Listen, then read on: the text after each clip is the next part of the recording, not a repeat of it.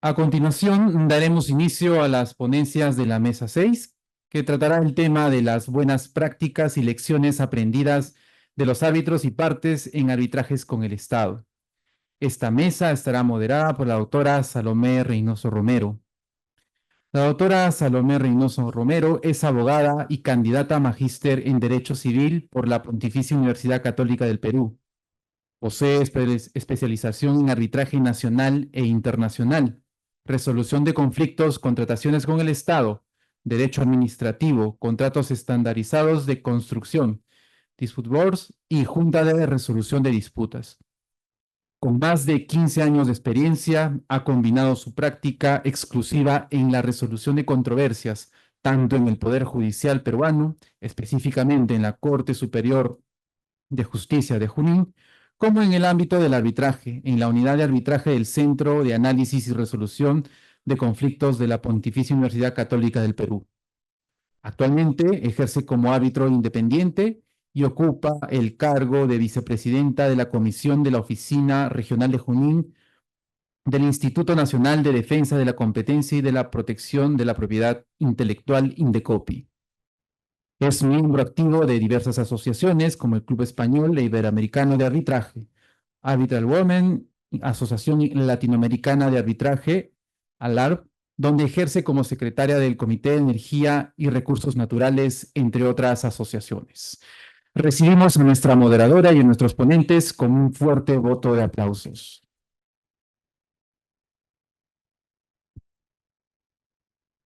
Buenas noches con todos y con todas.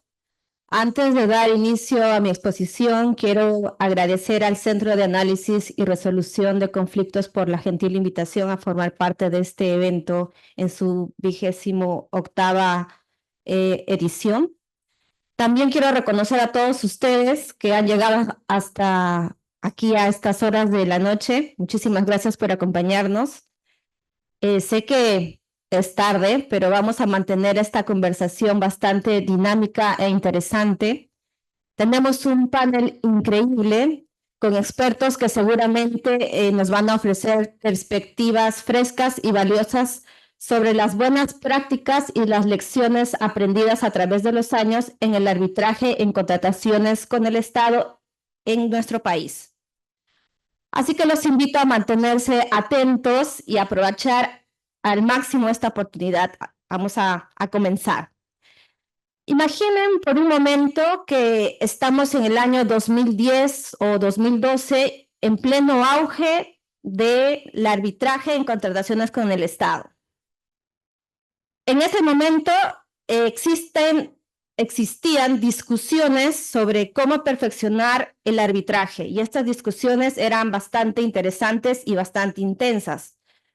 Todos los actores estaban involucrados y convencidos de que se necesitaban implementar buenas prácticas en el arbitraje.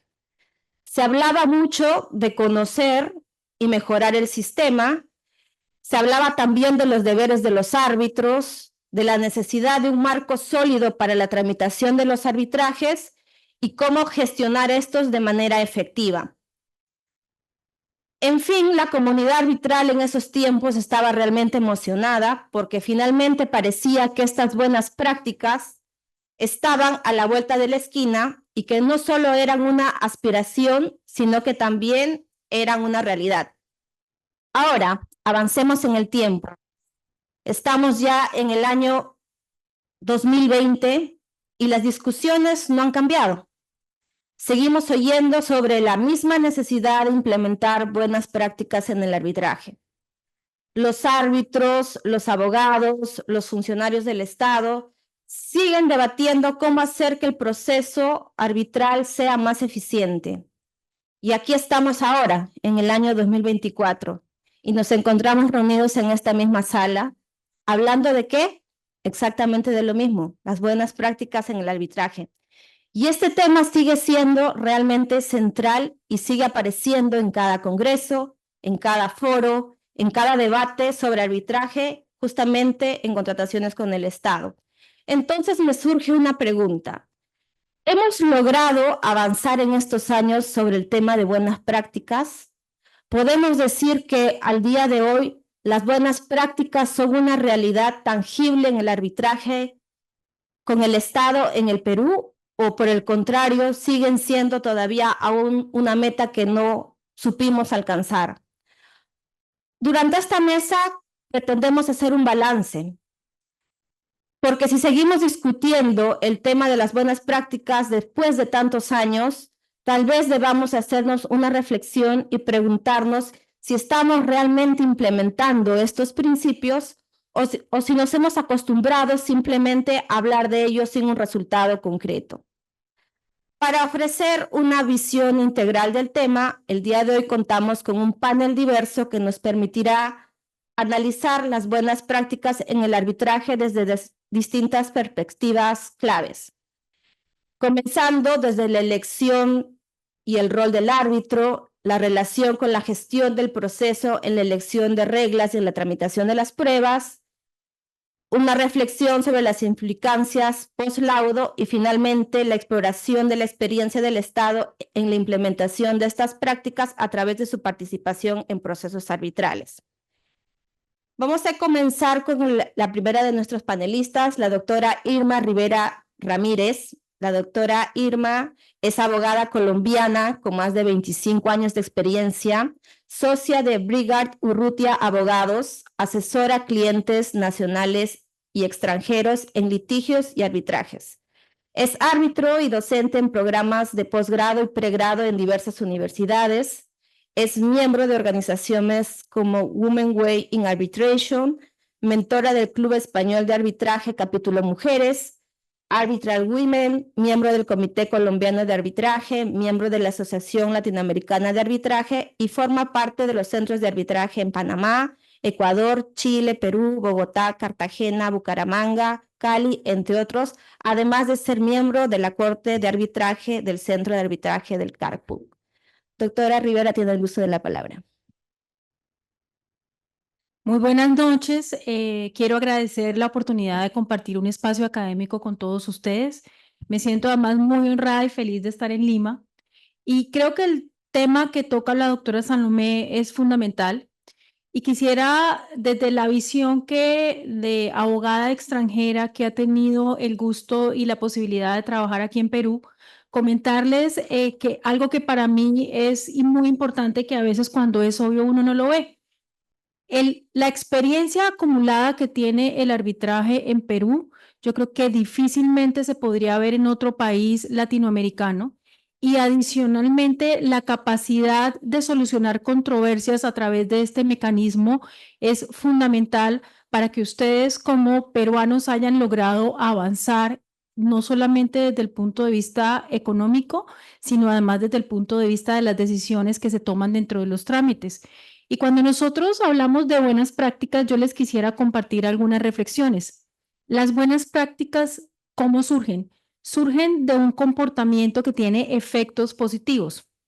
Y en el ejercicio de nuestra profesión, ya sea en el sombrero de árbitro, apoderado de parte o de cliente, algo que se ve con frecuencia es que esas buenas prácticas pueden surgir de normas que son obligatorias, por ejemplo, las normas que regulan el arbitraje en Perú o los reglamentos de los operadores de arbitraje, pero también pueden surgir de normas que no son obligatorias, pero que las partes van incorporando en la medida en que los arbitrajes se van desarrollando. Y aquí simplemente les dejo un ejemplo para que lo miren con mayor profundidad en otro momento, que es como las normas de la IVA. Ahora, cuando nosotros hablamos de la debida diligencia y de el deber de revelación o de información que tienen los árbitros dentro de los procedimientos arbitrales, simplemente les quiero recordar que estas son obligaciones transversales fundamentales en el arbitraje. Y hablando de una buena práctica en la debida diligencia de la elección de los árbitros, es importante tener en cuenta que esta carga de debida diligencia está en los hombros de quienes van a escoger esos árbitros, en muchas ocasiones las entidades, los clientes y los abogados, y esa debida diligencia implica que al momento de designar o postular un árbitro, se haga una revisión del perfil de ese árbitro. El tiempo avanzado de hoy en día tenemos herramientas muy importantes que permiten verificar si ese árbitro es idóneo, si tiene el conocimiento, qué tipo de decisiones ha tomado. y además a través de la información pública se puede hacer una revisión juiciosa de ese árbitro, del perfil del árbitro.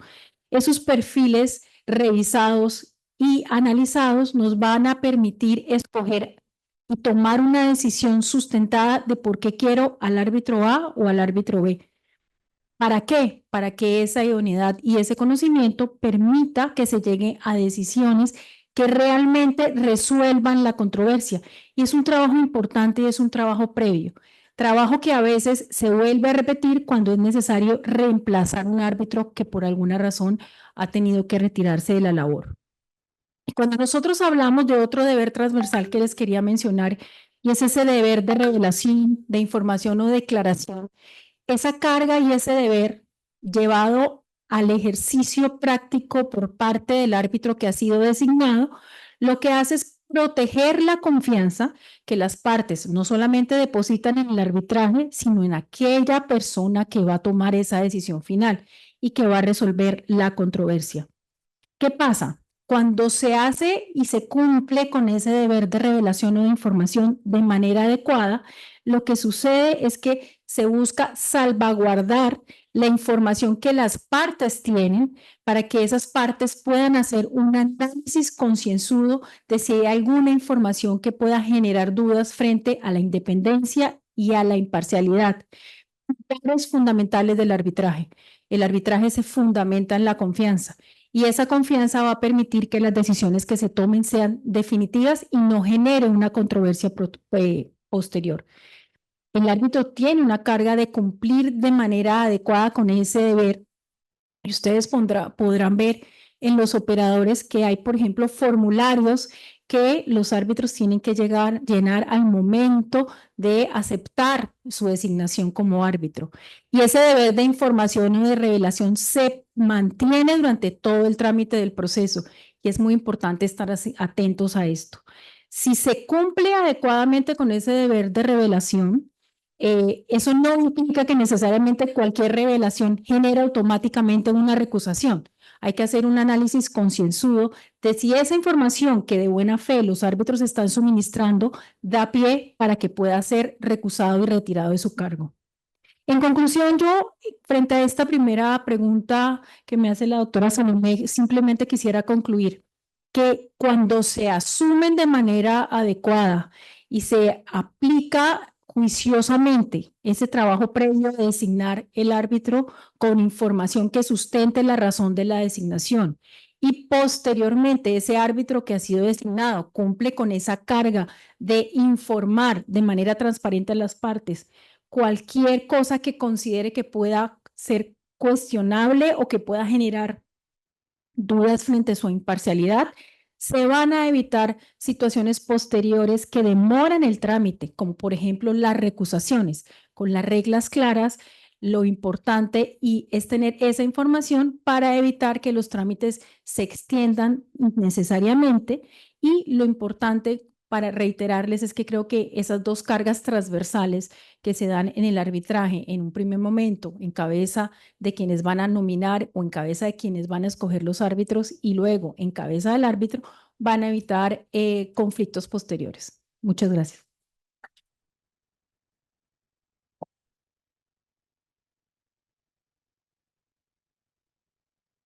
En efecto, como lo indica la doctora Rivera, a lo largo de los años el deber de revelación ha sido considerado como una piedra angular en las buenas prácticas del arbitraje. Sin embargo, los debates en torno a la transparencia y a la imparcialidad de los árbitros todavía continúan vigentes, destacando siempre la necesidad de fortalecer estos aspectos. En ese sentido, tal como lo indicaba la doctora, la debida diligencia y el deber de revelación no solo son herramientas de transparencia, sino también garantías claves para preservar la confianza en el proceso. En ese sentido, doctora, en cuanto a las deliberaciones, quisiera hacerle la siguiente pregunta. ¿Se ha logrado institucionalizar una buena práctica en este aspecto en el Perú o seguimos enfrentando desafíos para asegurar que las deliberaciones se realicen de manera coherente con los principios de imparcialidad y eficiencia? Doctora, muchísimas gracias por su pregunta. Si revisamos la definición de la Real Academia Española de la Lengua cuando hablamos de deliberar se considera como considerar atenta y detenidamente el pro y el contra de los motivos de una decisión antes de adoptarla y la razón o sin razón de los votos antes de emitirlas. Desde mi punto de vista personal, yo creo que en los procesos arbitrales, cuando un tribunal está integrado pues, por más de 3 árbitros, lo que sucede es que se deben generar las condiciones necesarias para que pueda haber un intercambio de opiniones, de puntos de vista, de visiones, de revisiones de las pruebas que permitan que los árbitros expresen qué es lo que piensan y que adicionalmente a eso se pueda, previo a adoptar la decisión, hacerse un análisis razonado de por qué la decisión puede ser A o la decisión puede ser B. Yo creo que además la deliberación ha sido tomada como una buena práctica y además como el ejercicio del derecho que tienen los árbitros de oírse y ser oídos. Los árbitros tienen que tener la oportunidad de intercambiar sus opiniones y además es desarrollo del principio de colegialidad, que consiste en que las decisiones en los trámites arbitrales se toman por un cuerpo colegiado, no por un solo árbitro en principio. Hay un tema interesante y es que los objetivos de la deliberación es que se tomen en cuenta los diversos puntos de vista y eso no implica de ninguna forma que es que todas las decisiones deban tomarse por consenso, porque puede haber disentimiento, alguien puede no estar de acuerdo con la posición de la mayoría del tribunal. Sin embargo, yo quisiera compartir con ustedes algunas buenas prácticas desde 2 puntos de vista. Un punto de vista sustancial y un punto de vista de procedimiento. Cuando hablamos de buenas prácticas desde el punto de vista sustancial, a mí me llama la atención un aspecto que a veces es obvio, pero es fundamental, y es la participación en las deliberaciones. ¿Qué implica esto? Que cuando los árbitros se sientan a deliberar, todos participen. No es lo mismo estar presente, pero no participar. Es importante compartir la visión que se tiene del caso y, por ejemplo, del análisis de las pruebas o cómo se ve o qué es lo que se espera que va a suceder en la siguiente audiencia. Aparte de esa participación activa, yo creo que es una muy buena práctica que en esas deliberaciones realmente haya un intercambio de información que los árbitros deben haber revisado, los documentos, las grabaciones de las audiencias, y no me estoy refiriendo únicamente a la actividad que es bien importante cuando el laudo va a ser proferido o redactado, sino durante todo el trámite del proceso. Un punto adicional que les quisiera compartir es la confidencialidad. Las deliberaciones son confidenciales. Lo que se discute en esas deliberaciones, por supuesto, no puede ser compartido con las partes ni con terceros, porque en una primera deliberación la posición de un árbitro puede ser A, en otra puede ser B y en la siguiente A más B, dependiendo del desarrollo de esas deliberaciones.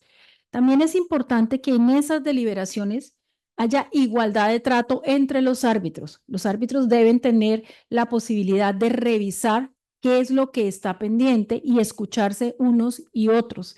No sería correcto que, por ejemplo, y eso es importante tenerlo en cuenta, el rol que tiene el presidente solamente se relacionara con un árbitro o deliberara con solo de los árbitros. Debe haber igualdad de condiciones en esas deliberaciones. Hay un punto que es fundamental, es el tema de la independencia y la imparcialidad. Es muy importante la prudencia en la presentación de los argumentos de los árbitros.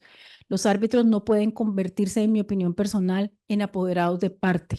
Más allá que una parte los haya designado, tienen que tener sustento en su posición. Y finalmente reitero, el rol del presidente es fundamental porque el presidente debe promover que esas sesiones de deliberación se lleven a cabo con paciencia, con respeto y con sustento. Y finalmente, hay algunos requisitos formales que seguramente muchos de ustedes han visto. La presencialidad que hoy en día se puede hacer a través de la virtualidad. Hay que poderse conectar y utilizar las herramientas que tenemos. Aunque exista informalidad en las deliberaciones, hay que ser cuidadosos en la forma en que se intercambia información. Hay que estar disponibles, dejar un espacio en los calendarios para que esas reuniones se hagan de manera adecuada y se saquen conclusiones que luego se puedan ajustar para saber en la siguiente reunión de qué vamos a hablar. Hay un tema interesante al final que yo creo que es fundamental con las deliberaciones. Reitero, la deliberación no busca unanimidad, busca que se tome una decisión sustentada, una decisión que guarde los principios relacionados con la legalidad de la decisión y en la medida de lo posible, el ideal siempre sería que la decisión fuese unánime. Si la decisión no es unánime, hay que ser cuidadosos con esos votos disidentes o esos salvamentos de voto para poderlos presentar de forma tal que busquen presentar la opinión de quien no está de acuerdo, pero cuidadosamente producidos para que simplemente no sean un anticipo de lo que eventualmente sería un recurso de anulación. El respeto por las decisiones de los árbitros lo que busca es que realmente un conflicto se resuelva de manera definitiva y esas deliberaciones deberían darle sustento a las decisiones para que se sirva al fin último del arbitraje, que es resolver la controversia de forma definitiva. Muchas gracias.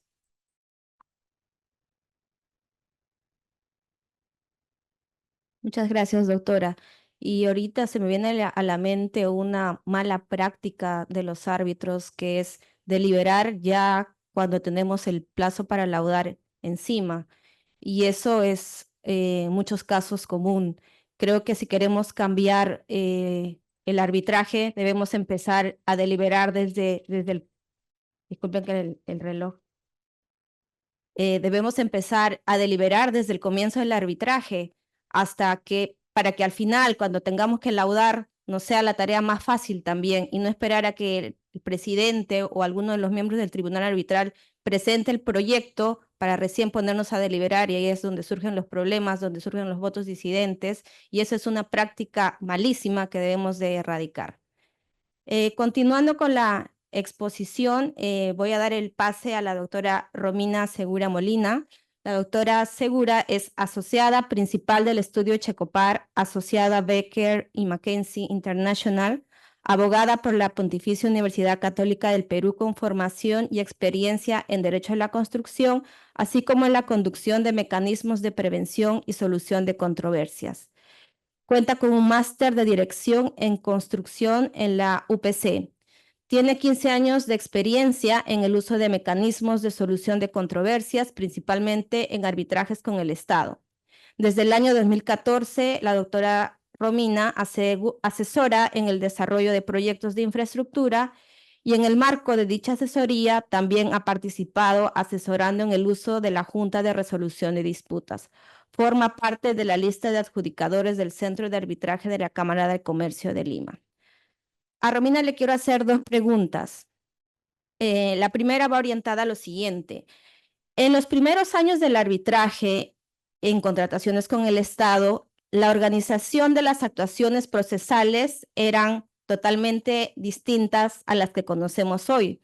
Ustedes recordarán que se celebraban diferentes audiencias como una audiencia especial de instalación, una audiencia especial de fijación de puntos controvertidos, y con el tiempo estas prácticas empezaron a ser objeto de críticas y eventualmente desaparecieron.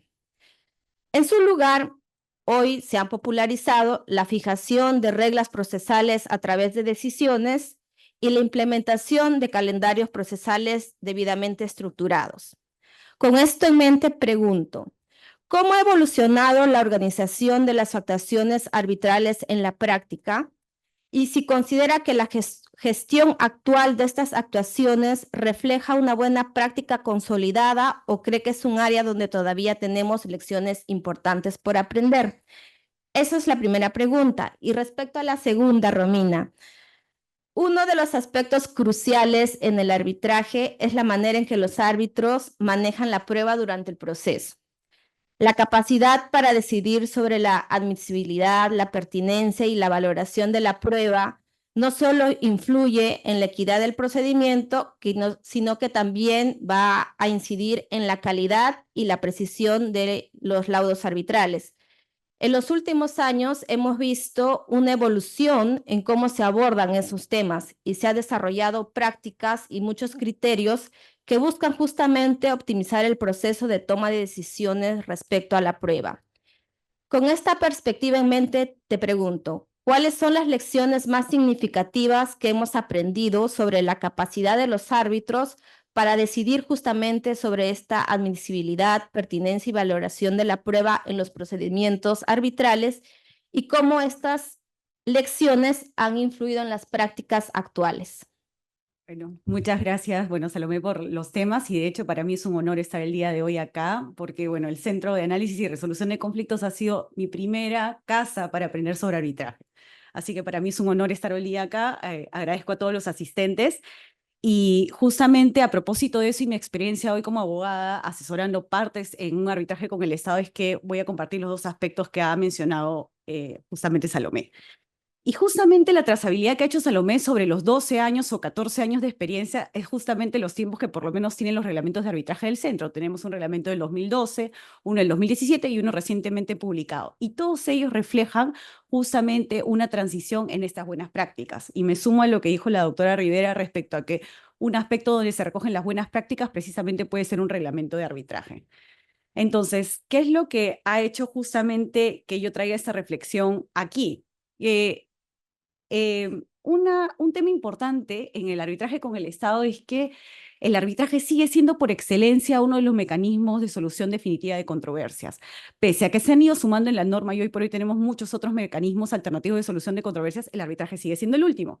Y en ese sentido creo que hay que reforzar esta idea de que el arbitraje sigue siendo hoy, después de 12, 14, 15 años, una herramienta valiosa para la resolución de controversias, pero que justamente debe servir a los usuarios de manera eficiente en términos de tiempo y costo. Hoy por hoy necesitamos soluciones que eventualmente también signifiquen tiempo y costo para las partes, para el proyecto y de hecho creo yo una ventaja del arbitraje con el Estado que en el Perú es que independientemente que puede ser ad hoc, también hay un muy buen grupo institucional con reglas bastante buenas. Dicho esto, a propósito de la primera pregunta, justamente la transición que ha habido es que al inicio, como bien mencionaba Salomé, habían audiencias. Uy, lo siento, pero es que esto pasa muy rápido. Pero lo que quisiera destacar es que los principios se han mantenido transversales y siempre mencionan justamente el tema de la eficiencia, la economía procesal. Es algo que siempre se ha mencionado, pero si tuviera que destacar algo en estos reglamentos, justamente es que la transición, más allá de mencionar los principios, y ahora lo mencioné en el del 2017 y el 2023, habla ya del comportamiento de las partes, de los árbitros, del secretario, del centro.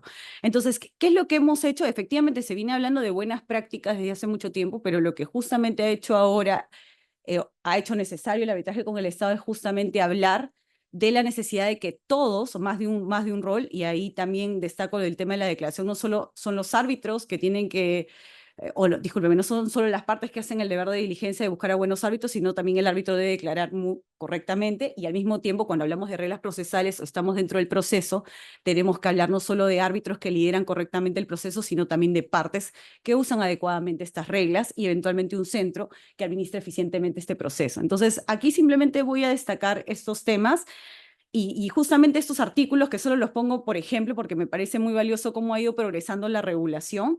Justamente habla de eso, de cómo el proceso en sí mismo garantiza ciertos principios, pero automáticamente después otra regulación habla justamente de la conducta que tienen los árbitros y refuerza mucho que aquello que debe regular en este margen de flexibilidad que tiene el arbitraje justamente es igual seguir las reglas que las partes pactaron además en un convenio arbitral.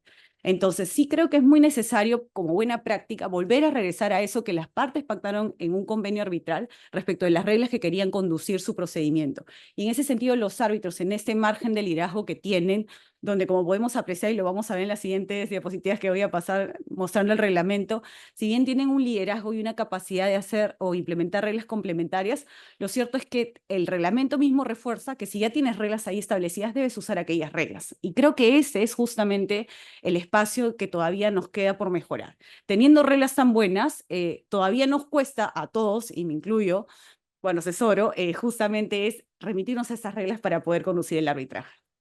Entonces, simplemente aquí quisiera destacar lo mismo con el tema de las pruebas, pero creo que lo más valioso al final, para utilizar adecuadamente el tiempo, es justamente cómo luego, como comentaba, a partir del 2017 comenzamos a agregar no solo los principios de eficiencia, eficacia, que están relacionados a este tema de tener una solución de controversias en tiempo y costo oportuno, sino hablamos de las partes, el tribunal, el centro contribuyen, a que un arbitraje sea gestionado de forma eficiente y eficaz, buscando evitar gastos, demoras innecesarias, teniendo en cuenta la naturaleza y complejidad de la controversia. Entonces, sí estamos avanzando en ese sentido, poniendo más visible la necesidad de que más de un actor en estos procesos tenga que justamente contribuir a este esfuerzo.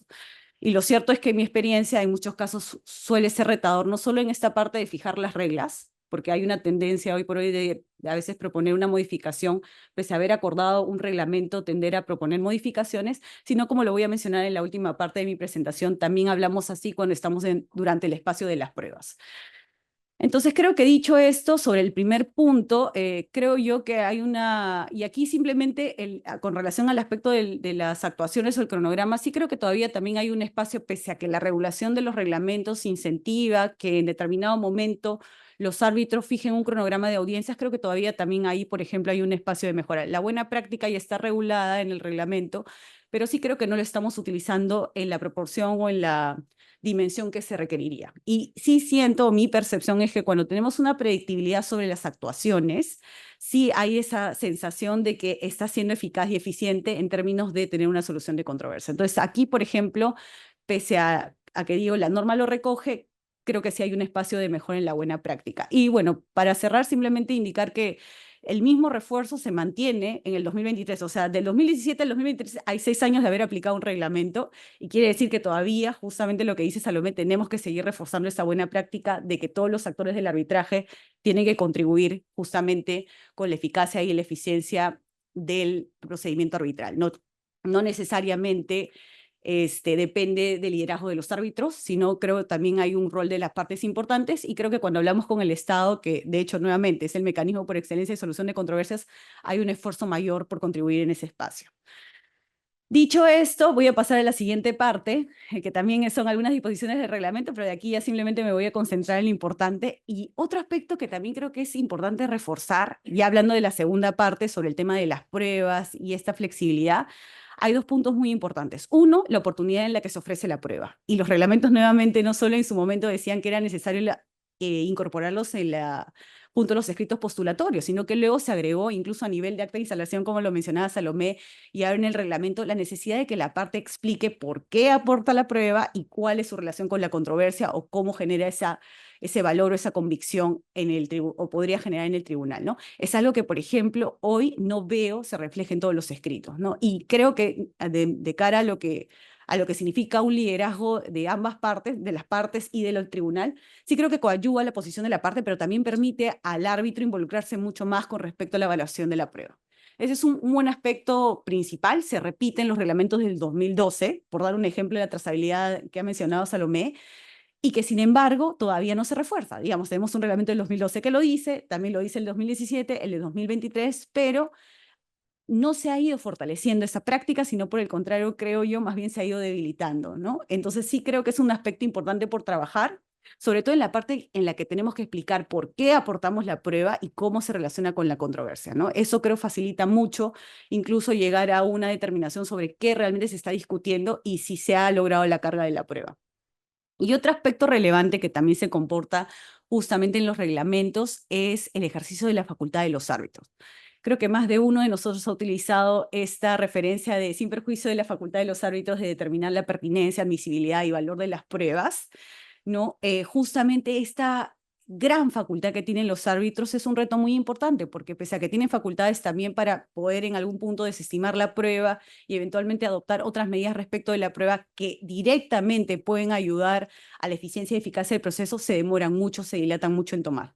Entonces creo que ahí también hay un espacio de mejora.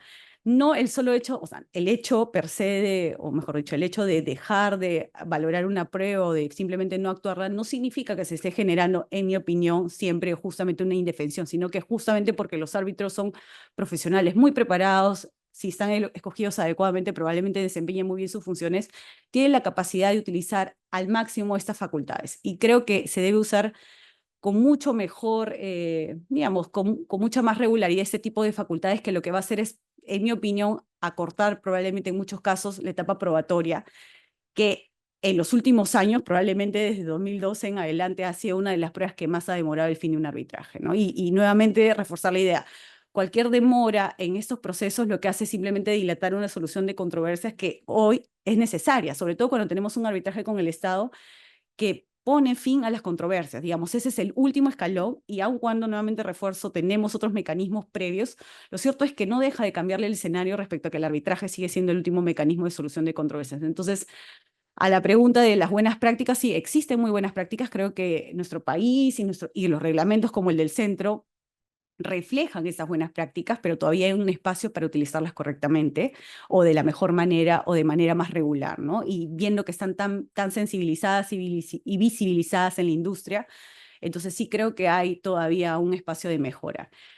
Bueno, eso sería todo de mi opinión. Se les agradezco mucho el tiempo y espero así haya sido de utilidad el comentario. Muchas gracias.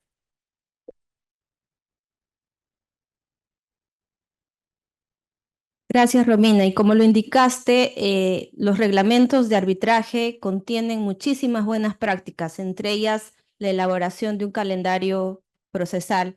Sin embargo, muchas veces no lo estamos utilizando. De nada sirve implementar buenas prácticas y que queden en blanco y negro en el reglamento. Debemos utilizarlos, debemos hacer que esto se vuelva cada vez más frecuente y es importantísimo que el calendario procesal sea usado cada vez más porque eso permite que el arbitraje de todas maneras se acorte. Muchas veces los arbitrajes se dilatan justamente porque no existe una fecha cierta sobre la audiencia. Cuando citamos fecha de audiencia nos piden miles de reprogramaciones o incluso hasta con 2 o 3 meses de anticipación de la citación. Esa es una mala práctica que se debe de erradicar y con un calendario procesal creo que esta mala práctica quedaría desvirtuada. Bueno, continuando con las exposiciones, es el turno del doctor Julio Wong Abad. Él es abogado por la Pontificia Universidad Católica del Perú, máster en Derecho Público y Administración por la Universidad de Jaén, profesor en la PUC, la UPC y la Academia de la Magistratura y actualmente se desempeña como abogado y árbitro. Doctor Wong, tengo 2 preguntas para usted. A lo largo de los años, la jurisprudencia de las salas comerciales ha sido un recurso fundamental para guiar y perfeccionar la práctica arbitral en el Perú. En su experiencia, ¿cómo ha evolucionado este cuerpo jurisprudencial y qué criterios considera que han sido los más útiles para mejorar o consolidar las buenas prácticas arbitrales? Y como segunda pregunta, referente a la revisión judicial de los laudos, entiendo que este tema siempre ha sido un tema controvertido o un tema de especial importancia, especialmente en cuanto a sus alcances y límites. En su opinión, ¿cuáles han sido los principales problemas que se han presentado en este proceso a lo largo del tiempo y cómo cree que estos problemas afectan o contribuyen a las buenas prácticas en el arbitraje? Muchísimas gracias. Es un placer realmente estar esta noche con ustedes. Agradecido a la invitación del centro, a Silvia, a Karina y por supuesto a Salomé. Honrado además de estar en compañía de tan brillantes profesionales, doctoras y doctor. Me toca hablar del socio inevitable, ¿no es cierto? No necesariamente un socio amable, necesariamente, pero sí un socio inevitable. La práctica del Poder Judicial y el impacto que esas decisiones, las decisiones de las salas comerciales fundamentalmente, tienen en la práctica arbitral. Y hecho el balance, ¿de acuerdo? Hecho el balance, creo que podemos felicitarnos por la experiencia que comenzó en el 2005 con las salas comerciales, con la especialización de un sector de la justicia en temas de arbitraje. Esto no necesariamente se refleja a nivel nacional, ustedes lo saben, la práctica y el estudio, la revisión judicial de los laudos en provincias, creo yo, tiene muchas más dificultades que en la revisión judicial de laudos en Lima. El conocimiento que tiene la sala comercial, por lo menos algunas de las salas, algunos de sus integrantes, no se refleja necesariamente en la práctica del resto del país. Y ahí tenemos un trabajo por hacer. Yo lo he comentado varias veces con miembros del Poder Judicial, pero ellos no lo ven como problema. ¿Por qué? Porque la preocupación de las salas comerciales es la compatibilidad o la concordancia de los criterios entre las propias salas, entre la primera y la segunda. Ese es su problema. Cuando les cuento que hay criterios disímiles en otras cortes, me dicen, bonito problema, pero no es el mío. Yo creo que como comunidad arbitral sí deberíamos preocuparnos por eso, porque es necesario, y de repente un congreso nacional convocando a jueces, tanto de Lima como de provincia, podría unificar algunos criterios que son necesarios. Bueno, ya entrando en materia, ¿qué nos han dicho las salas comerciales? No la parte crítica, primero voy a comenzar por la parte amable, respecto a las prácticas o lo que pueden hacer los árbitros. En primer lugar, y un tema interesante que se tocó el año pasado, es el tema de quién juzga la necesidad de agotar la cláusula escalonada, ¿cierto? Es un tema que se ha discutido y que se discute a nivel internacional incluso muchísimo. Las salas comerciales allí han dicho, tengo los números de los expedientes por acá, si quieren se los cuento, si no lo publico en algún momento, pero han dicho, créanme, que el juez, el último juez de si la cláusula escalonada debe cumplirse y en qué términos debe cumplirse, son los árbitros. La sala no ingresa en ese problema. Y, en mi opinión, tiene total razón. ¿Por qué? Porque esa cláusula es una cláusula del contrato. ¿Y quién es el juez del contrato? El árbitro. Por consiguiente, las salas comerciales ahí han respetado, me parece, la voluntad completa de las partes para que sean los árbitros quienes juzguen directa y finalmente sobre esa materia. ¿Cuál es, creo yo, un consejo bueno que han dado también las salas comerciales últimamente? Tal vez anulando, que no le gusta a nadie, pero que el consejo es adecuado. Valora bien la prueba pericial, ¿cierto? La prueba pericial no se puede convertir en algo que recibes y transcribes las conclusiones a tu laudo sin ningún tipo de razonamiento. Tienes que decirle a las partes, tienes que decirle finalmente a la sala comercial por qué lo que dice la pericia te prueba lo que tú dices que prueba, ¿no es cierto? Y ahí hay toda una serie de elementos que creo yo que deberíamos leer todos y volver a leer mucho de lo que produce César Higa, profesor de la Universidad Católica, que tiene varios artículos sobre análisis de prueba pericial, así que consejo de las salas comerciales, que creo que hay que tomarlo hidalgamente y ponerlo en práctica, valoremos adecuadamente la prueba pericial. Otra cosa interesante y que también es un tema muy discutido a nivel internacional es el tema de la potestad del jura novit arbiter, ¿no es cierto? ¿Pueden los árbitros introducir juicios de derecho o argumentos de derecho que las partes no han producido? Un tema absolutamente apasionante y sobre el cual hay múltiples posiciones. Desde muy antiguo, 2005, imagínense, y lo sé porque yo estuve en esos tiempos, las salas comerciales dijeron sí, los árbitros pueden introducir argumentos de derecho no propuestos por las partes. Obviamente siempre respetando la congruencia, los hechos y los petitorios ya deducidos por ellas. No puedes ir más allá de lo que te han pedido, por supuesto. No puedes introducir hechos nuevos, pero sí, dentro de esos límites puedes introducir razonamientos jurídicos, corregir la calificación jurídica de repente que realizan las partes respecto a un acto jurídico. Hay un caso muy interesante, un caso fundador, lo recuerdo mucho porque el presidente de ese tribunal era un brillantísimo, bueno, qué brillantísimo, un semidios de nuestra facultad, Jorge Avendaño Valdés.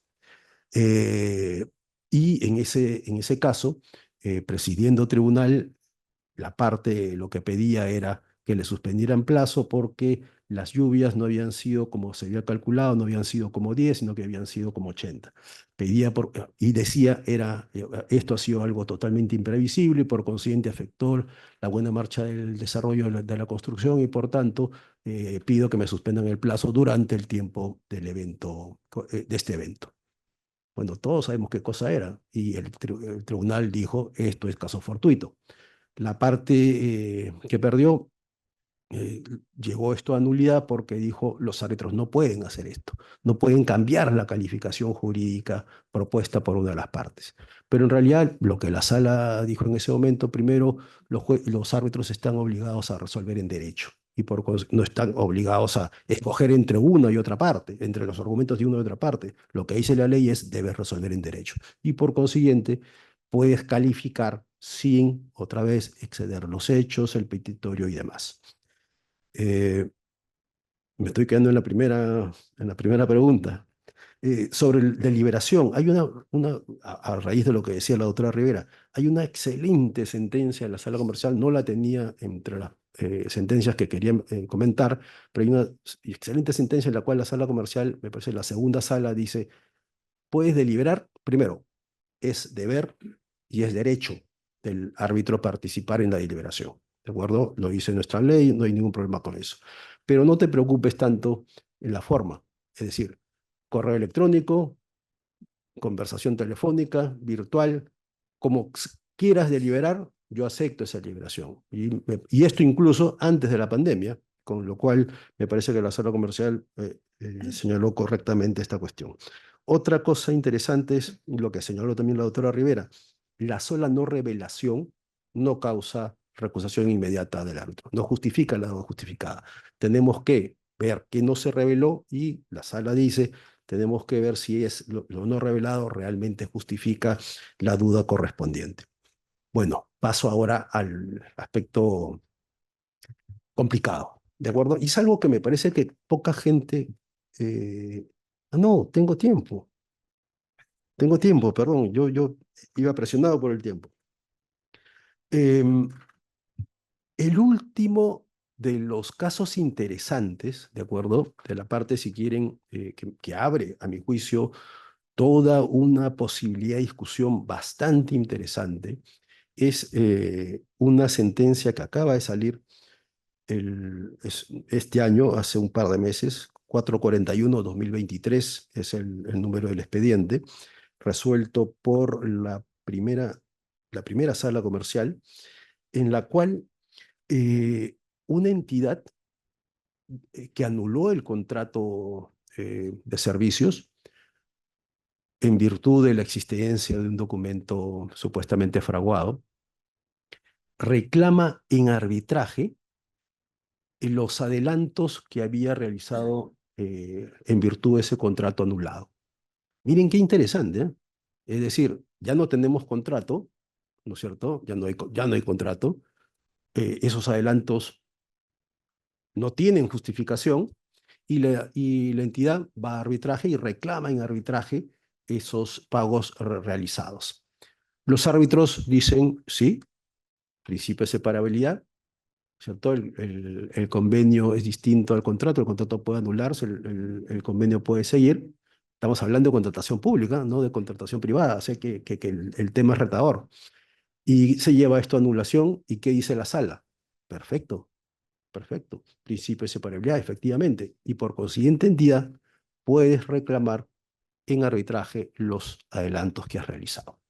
Hasta ahí, creo yo, todo perfecto, ¿cierto? Ahora, ¿qué pasa con el contratista?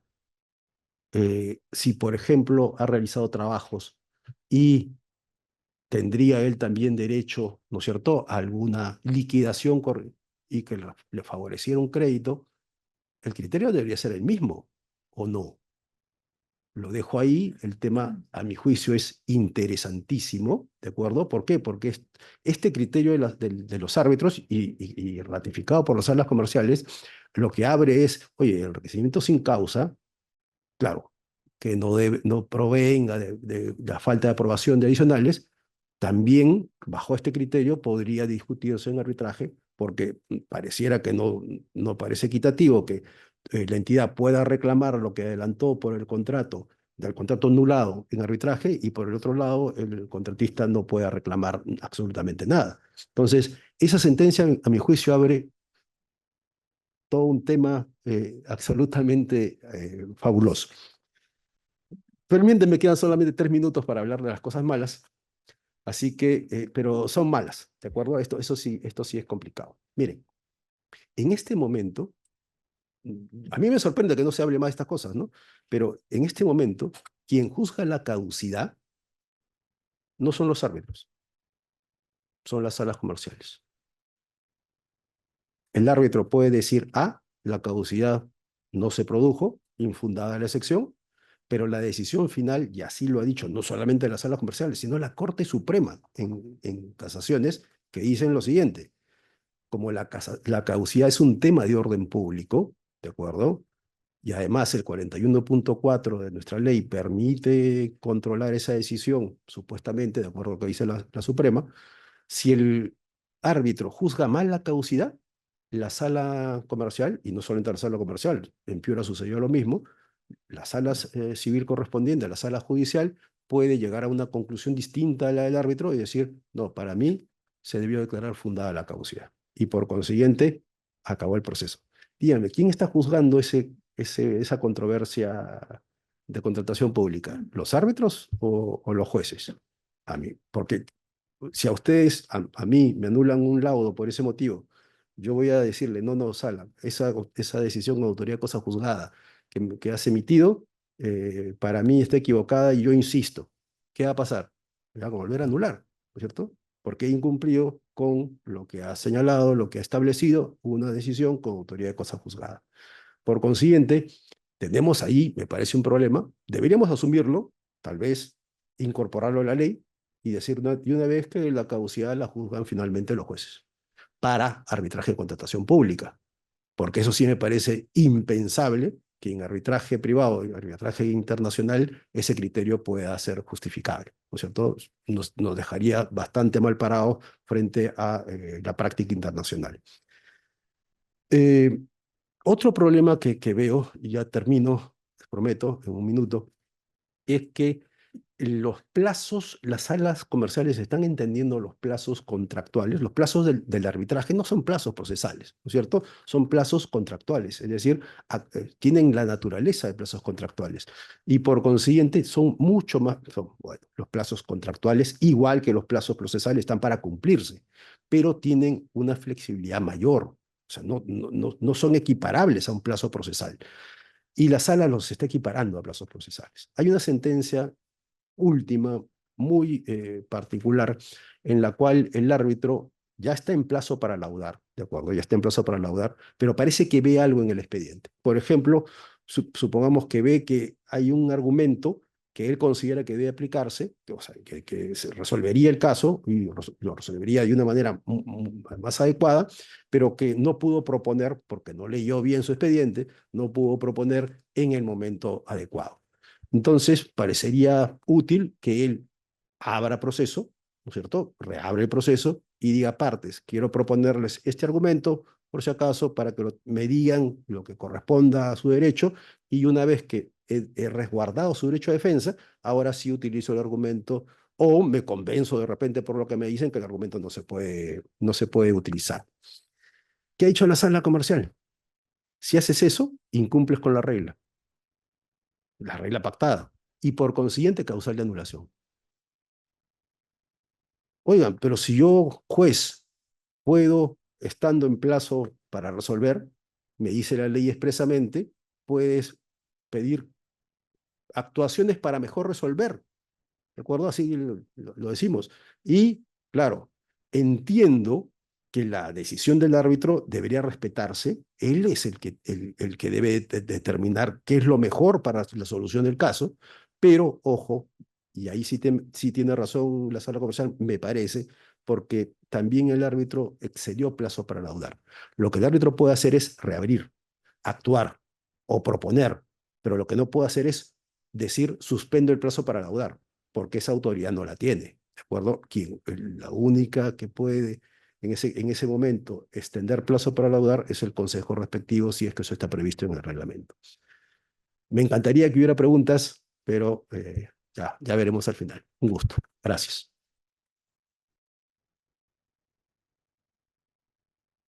Gracias, doctor Wong. Y un aviso a la comunidad arbitral. El doctor Wong en su perfil de LinkedIn usualmente cuelga sentencias que son muy útiles para los que ejercemos la función arbitral como árbitros. Así que es realmente interesante analizarlas. Bueno, proseguimos con nuestro último panelista, el doctor David Ortiz Gaspar. Es máster en arbitraje comercial e inversiones por la Universidad de Alcalá, España, y abogado por la Universidad de San Martín de Porres. Actualmente se desempeña como procurador público del Ministerio de Transportes y Comunicaciones. Su experiencia y conocimiento se centra en procesos arbitrales y derecho de la construcción. A ver, el rol de las entidades gubernamentales, como el Ministerio de Transportes y Comunicaciones, es crucial en el ámbito del arbitraje en contrataciones públicas. Si no estoy equivocada, el Ministerio de Transportes y Comunicaciones tiene la carga procesal arbitral más grande. En ese sentido, el MTC tiene un papel destacado en la aplicación de estas prácticas. Entender cómo ha avanzado esta implementación y cuáles prácticas han sido particularmente efectivas van a ofrecernos valiosas lecciones para mejorar continuamente el proceso arbitral. Le voy a formular al doctor Ortiz 2 preguntas. Nos gustaría conocer, doctor, desde su experiencia, cómo ha evolucionado la implementación de buenas prácticas en el Ministerio de Transportes y Comunicaciones a lo largo de los años y qué prácticas actuales destacan como ejemplos de la consolidación de estos principios que hemos buscado establecer en el arbitraje. Y como segunda pregunta, respecto a las lecciones aprendidas, ¿cuáles considera que han sido los mayores aprendizajes por parte de la Procuraduría en el manejo de arbitrajes sobre contratación pública y cómo estas lecciones han contribuido a mejorar la forma en que el Estado aborda los conflictos en el arbitraje? Tiene el uso de la palabra, doctor. Buenas tardes con todos. Sean mis primeras palabras para agradecer al Centro de Arbitraje de la Pontificia Universidad Católica por permitirme participar en este importante evento y poder trasladar algunas buenas prácticas y lecciones aprendidas que estamos implementando desde la Procuraduría Pública del Ministerio de Transportes y Comunicaciones. ¿Cómo pasó?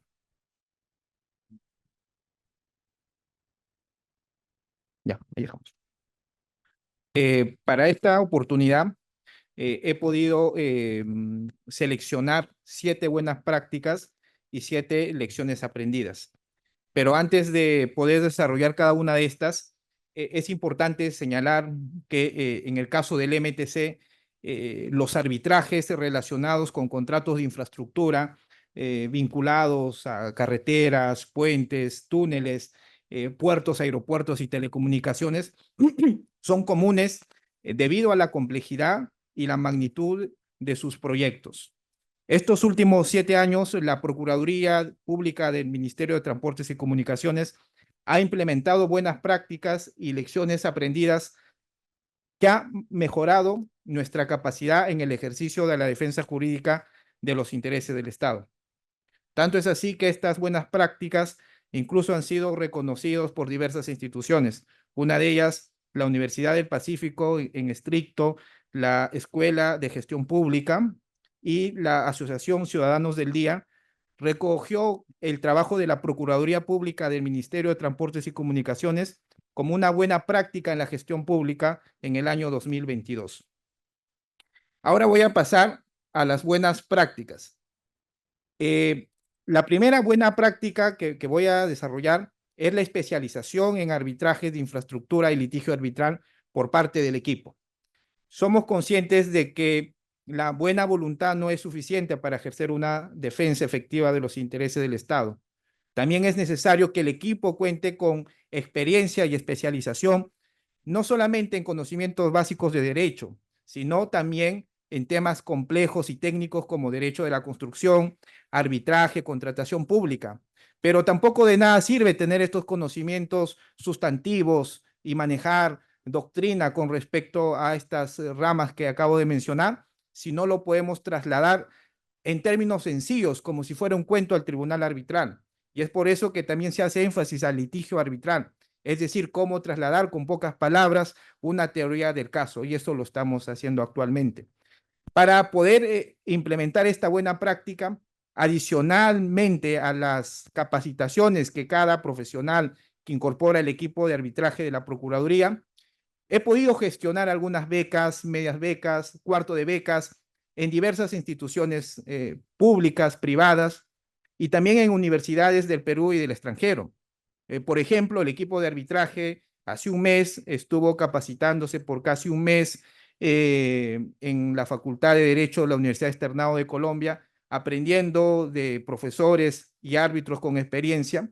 Actualmente, por ejemplo, un grupo importante del equipo de arbitraje de la Procuraduría está realizando 2 programas de especialización en la Universidad Austral de Argentina, uno en litigios internacionales y otros en derecho de la construcción. Esto ha permitido poder mejorar la defensa de los intereses del Estado. Entonces, esta es la primera buena práctica que quería compartirles con ustedes. Como producto de esas coordinaciones y gestiones que hemos realizado, no solamente con instituciones privadas, también hemos tocado las puertas de importantes estudios y firmas de abogados internacionales. Por ejemplo, hemos recibido la colaboración de una firma internacional, el estudio Hogan Lovells, que por más de un mes capacitó al equipo de arbitraje de la Procuraduría Pública del Ministerio de Transportes y Comunicaciones con respecto a las reglas IVA sobre el tratamiento de la prueba.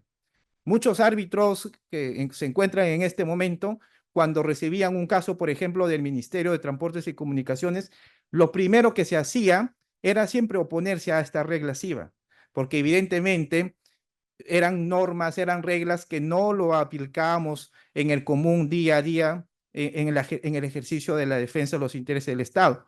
Pero ahora, incluso nosotros solicitamos en estas reuniones previas a la formulación a la orden procesal número 1 que se apliquen estas reglas IVA sobre el tratamiento de la prueba. Y aquí, por ejemplo, en este curso, el equipo aprendió a cómo interrogar a un perito, cómo interrogar a un árbitro. Incluso hicimos un mini moot court, hicimos un grupo A y B dentro del equipo de arbitraje de la Procuraduría y en base a un caso real pudimos interrogar a peritos y testigos, y esto también es una buena práctica que lo venimos implementando en la Procuraduría Pública del MTC. Una segunda buena práctica, creo que ahí se pasó la tercera, pero lo desarrollo aquí, es la incorporación de expertos técnicos.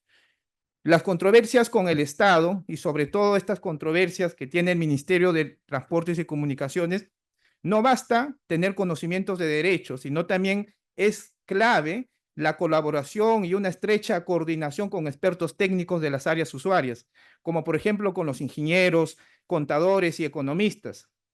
De repente, antes, la Procuraduría, en base a sus conocimientos básicos que podía tener, dejaba en un segundo plano la presencia del ingeniero, del economista, del contador.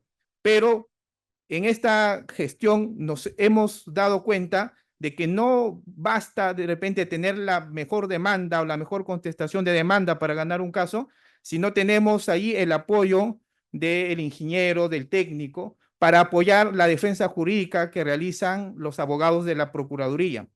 En arbitrajes relacionados con problemas técnicos de obras, como por ejemplo retrasos en la ejecución o disputas sobre calidad de los materiales, la opinión del experto ha sido determinante para refutar, por ejemplo, muchas de las reclamaciones que realizan las empresas contratistas contra el Ministerio de Transportes y Comunicaciones. Una tercera buena práctica es la gestión eficiente de la documentación en un expediente electrónico. La Procuraduría Pública ha logrado construir un expediente electrónico y esto asegura de que todos los documentos relacionados al arbitraje, como por ejemplo los informes, memorandos, oficios, las adendas, el contrato y otra documentación, estén disponibles y organizados en un expediente virtual, el cual el equipo puede acceder de manera remota desde cualquier parte del mundo, desde su computadora. Esto ha permitido, por ejemplo, responder con celeridad y precisión las demandas que presentan nuestras contrapartes. Esto, por ejemplo, es el sistema de control legajos que tenemos. Por ejemplo, este sistema lo hemos elaborado por más de 3 años recopilando información, ahora ya lo teníamos totalmente implementado. Por ejemplo, el 13 de septiembre, que es el día de hoy, hemos tenido en toda la Procuraduría más de 161 audiencias y esto permite hacer un control del ejercicio de los abogados de las Procuradurías. Por ejemplo, si pasamos, identificamos, la Procuraduría ha clasificado los expedientes arbitrales con una A adelante, un número de expediente del año es un _MTC. Entonces, para que ustedes vean que toda la información que antes estaban en cúmulos de papel, folders, se encuentran, por ejemplo, ahora en un expediente virtual. Por ejemplo, eso es un expediente virtual cualquiera, donde podemos observar desde la demanda, la contestación, los informes, las solicitudes, los memorándums, y el abogado, como les comenté, desde cualquier parte del mundo puede ingresar a través de una conexión remota y descargar la información que necesita para poder elaborar la estrategia de defensa de la Procuraduría Pública. Otra buena práctica que venimos implementando es la mejora en las cláusulas contractuales, ¿no?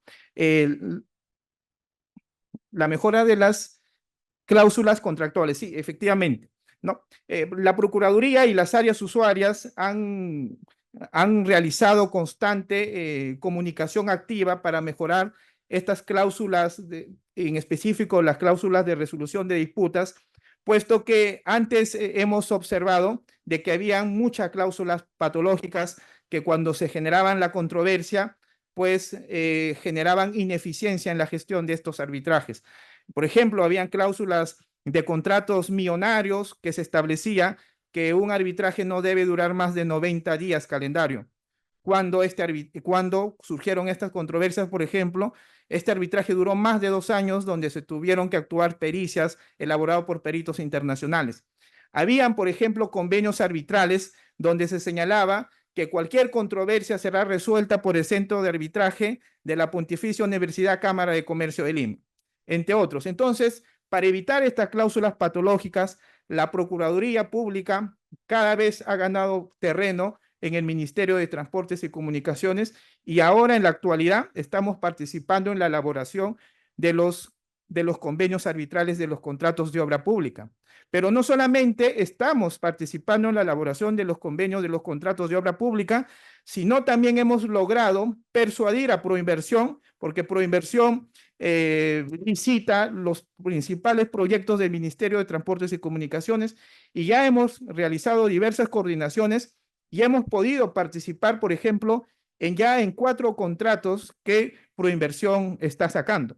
Por ejemplo, en el contrato del ferrocarril Huancayo-Huancavelica, que ya se adjudicó, la Procuraduría Pública del MTC, con toda esta casuística y experiencia, ha participado en la elaboración de ese convenio arbitral. En un importante contrato que va a cambiar la realidad limeña con respecto al transporte público, me refiero al anillo vial periférico, la Procuraduría Pública también ha intervenido, entre otros. La siguiente, y el tiempo es tirano, la planificación estratégica anticipada. Vamos a pasar al 6, que es la elección estratégica, la elección estratégica de los árbitros. Hemos, por ejemplo, a través de la experiencia, hemos podido elaborar, por ejemplo, un protocolo de designación de árbitros. Actualmente, para que la Procuraduría designe un árbitro, pasa por un protocolo que ustedes pueden observar. Es un protocolo que tiene diversas páginas donde se tiene que evaluar la experiencia del árbitro, los conocimientos, la especialización, entre otros. Incluso este protocolo tiene modelos de informes y memorándums para que se realice la designación. Otra buena práctica, por ejemplo, es la transparencia. Nosotros somos conscientes que la transparencia es importante porque esto da legitimidad al arbitraje. Puedo señalar que en el caso del Ministerio de Transportes y Comunicaciones, todos los laudos arbitrales se encuentran publicados en este enlace, ¿no? Por ejemplo, el año 2022 hemos publicado 146 laudos, en el 2023 hemos publicado 191, en el 2024 ya vamos publicando 106 laudos arbitrales que ustedes pueden ingresar para poder analizar, estudiar trabajos de investigación, entre otros. Tenía aquí algunas lecciones aprendidas, solamente lo voy a señalar porque ya no, lamentablemente el tiempo no me alcanza, pero por ejemplo, una de las lecciones aprendidas es la importancia de la redacción precisa de contratos que señalé. Otra es la necesidad de un control riguroso de la atención de las comunicaciones remitidas por los contratistas, porque muchas veces estas controversias se generan alegando de que no hubo una respuesta por parte de la entidad y que esto generó la controversia. La Procuraduría, en base a toda la casuística, ha recomendado a las áreas usuarias que debe responder de manera inmediata a cualquier comunicación del contratista. Una tercera lección aprendida es la importancia de la defensa oportuna con relación a las pruebas, por ejemplo. Otra, la evaluación previa de los riesgos del arbitraje. Se ha cambiado la visión que se tenía antes, que las procuradurías públicas eran mesa de partes y que tenían que implementar todos los pedidos de las áreas usuarias. La Procuraduría, antes de implementar cualquier demanda, hace una evaluación exhaustiva de los riesgos del arbitraje, como por ejemplo el tema de las pruebas, porque de nada sirve iniciar un arbitraje sobre vicios ocultos si no voy a tener, por ejemplo, una pericia que demuestre que existió esos vicios ocultos. 5, la contratación de expertos en casos complejos y sobre todo en arbitrajes internacionales también es una lección que lo venimos aplicando día a día. Y ya acabando, la necesidad de colaboración de las entidades del Estado. Esto es una lección aprendida, número 6. Esto lo venimos aplicando a diario porque no solamente la Procuraduría participa en la elaboración de la estrategia de defensa, sino también es importante la participación, por ejemplo, en los contratos de concesión de carreteras de Ocitran, en los contratos de concesión de telecomunicaciones Occitel, incluso hasta de la Contraloría. Y 7, aprender de los casos anteriores, es decir, sacar lecciones valiosas de cada uno de estos casos y poder mejorar de estas prácticas. En conclusión, y con esto concluyo, el MTC ha experimentado una suerte de curva de aprendizaje significativa en la participación de arbitrajes con el Estado. Esas buenas prácticas y lecciones aprendidas que he mencionado ha ayudado a fortalecer la capacidad de la defensa del Estado y creo que las estadísticas lo señalan y lo demuestran que viene obteniendo resultados y frutos positivos, dado que actualmente la estadística de éxito de la Procuraduría es entre el 73 y 75% de casos ganados. Con esto concluyo y disculpen por los minutos que me excedí. Muchas gracias. Muchas gracias, doctor. Con lo que he indicado, personalmente me queda felicitar por toda la gestión, no solo en la defensa de los intereses del Estado, sino en la defensa, en la gestión logística que tiene su Procuraduría. Y ojalá que también otras procuradurías puedan emular este tipo de acciones. Bueno, al llegar al final ya de nuestro panel, quiero agradecer a cada uno de los participantes por sus valiosas perspectivas y experiencias. Sus aportes han sido realmente esenciales para profundizar el tema que nos tocó abordar. Cada intervención nos ha proporcionado una visión única y enriquecedora desde la perspectiva tanto del sector privado, de la función pública, la experiencia internacional y la revisión judicial. A todos ustedes, muchas gracias por su atención y participación.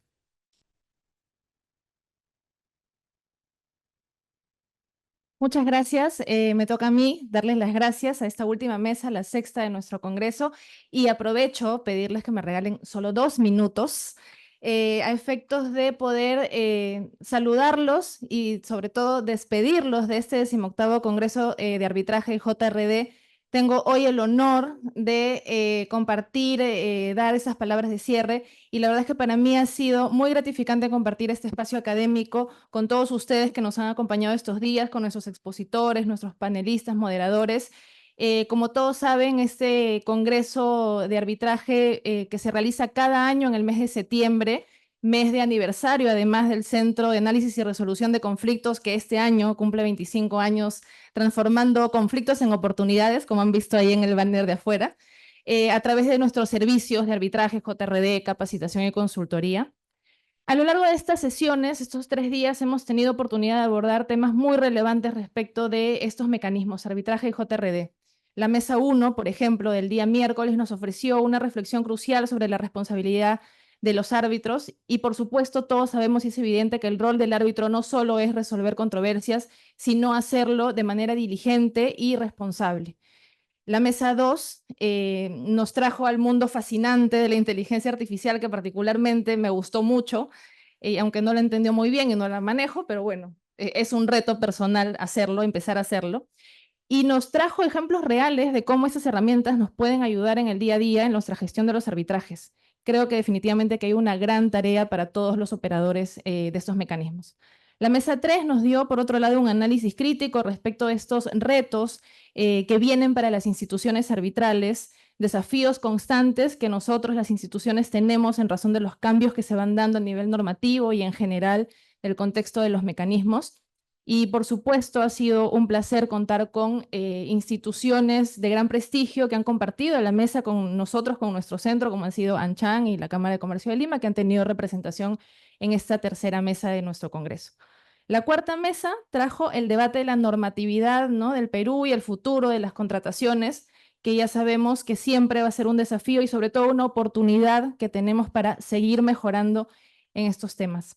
Las mesas de hoy, la quinta, no voy a decir mucho de ella, ya seguramente me han escuchado, pero me llevo o los dejo, les dejo como mensaje el fortalecernos en nuestras habilidades cognitivas y blandas, efectos de poder, realizar una mejor gestión, sobre todo respecto de la prevención en juntas de resolución de disputas, que creo que es nuestra tarea pendiente y que en 8 años no hemos tal vez logrado hacer mucho al respecto.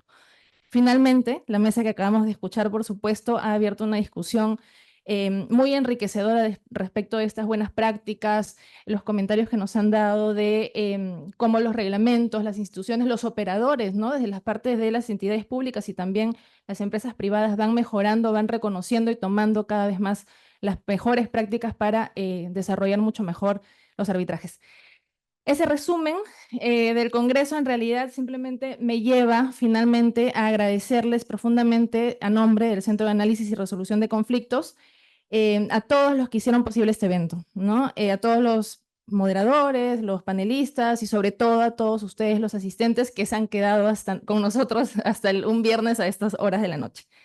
Cerramos este congreso con la certeza de que hay mucho todavía por discutir y que tenemos mucho por reflexionar. Ojalá hayamos podido dejarles algunos temas de reflexión que puedan hacernos crecer y seguir mejorando profesionalmente.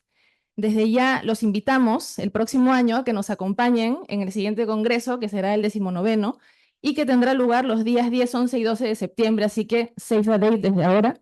Y los vemos el siguiente año. Muchas gracias a todos.